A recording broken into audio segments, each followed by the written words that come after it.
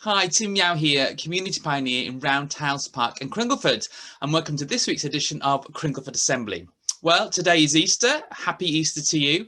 Today we're going to start with a track by Nina Simone, Feeling Good from 1965. It's a cover version by a young woman called Caroline Sky.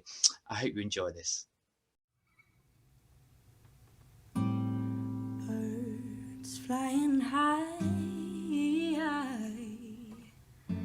you know how I feel. Sun in the sky, you know how I feel.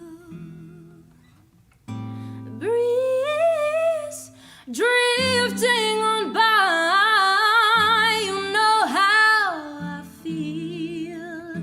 It's a new dawn, it's a new day, it's a new life for me, and I'm feeling good.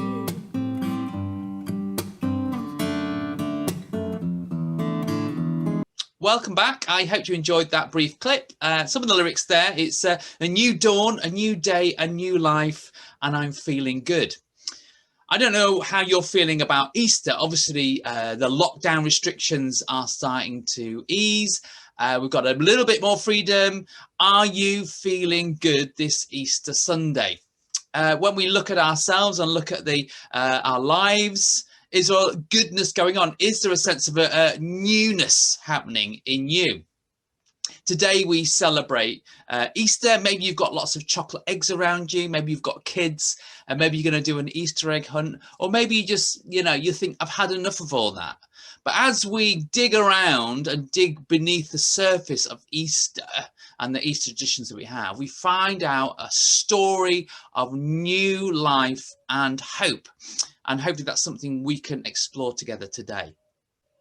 For Christians around the world, this springtime celebration is a celebration of hope, a celebration of new life. When they look back to 2,000 years ago, the death of Jesus, but also the resurrection, the time after 3 days in the grave of coming alive again. Now, for modern ears and eyes, that is difficult to comprehend. We know that people can be resuscitated. We know that medical science today does amazing things to kind of keep life going and bring people back from the brink. But this was something different. This was a story of a completely new way of being, of Jesus being able to do amazing things beyond death. So what is the real story there? What's going on, and why does that offer us new life and new hope? When I was younger, I grew up in a seaport. It was full of trawlers coming in and out, collecting fish, and great container ships bringing goods from far afield. When I look at this image behind me, it reminds me of being a kid and just staring out to sea and wondering what was out there. I grew up in a small industrial town where, you just grew up and you went to work with your dad and that was it. And there was very kind of few opportunities beyond that. No one really left the town. But I was the kind of person who used to look out to sea and think, what if? What is beyond? What is there else out there in this life? And even beyond life? Easter, the resurrection story on Easter Sunday, is a story of what is beyond this life that is around us. And because of the story of Jesus, it gives us great hope. I want to illustrate it with a story from the past. For many centuries, the men and women in Western Europe looked out upon the sea, what we now call the Atlantic Ocean, and they saw the sun sparkling upon the glittering surface of the waters, and they wondered. They wondered if there was anything beyond. Scholars said that you could sail off the edge of the world, and that there was nothing out there at all. On the great pillars of Hercules at the Strait of Gibraltar, it is said that it was written non plus ultra, which means there is nothing beyond. In the world of antiquity, the Straits of Gibraltar were the edge of the world. One day, Columbus went westering on the shiny waters. He sailed off into the sunset as people waited expectantly. And finally, after a long voyage, the sails reappeared and the crowds were exultant.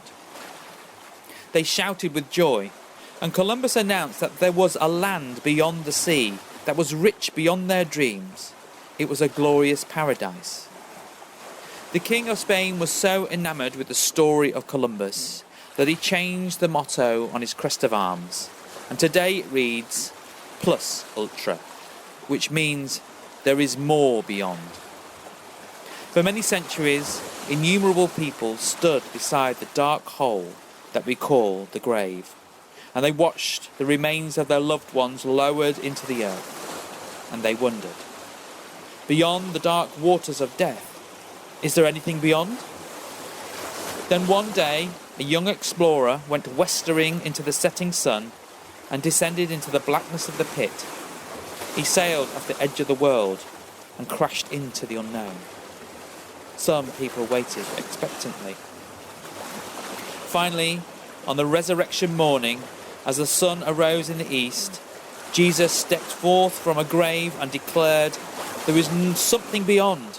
There is a paradise beyond your greatest expectations, and there awaits a heavenly Father, waiting with outstretched arms to wipe away every tear from your cheek.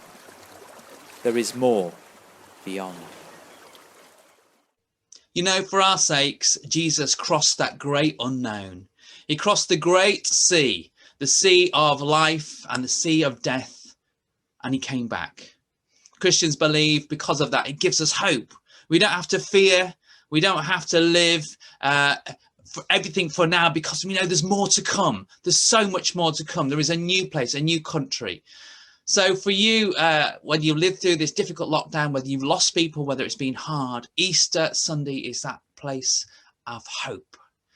And I hope that you live in that hope as we come out of Easter. Well, that's it for Cringleford Assembly this week. If I don't see you soon, I'll see you next time. Bye.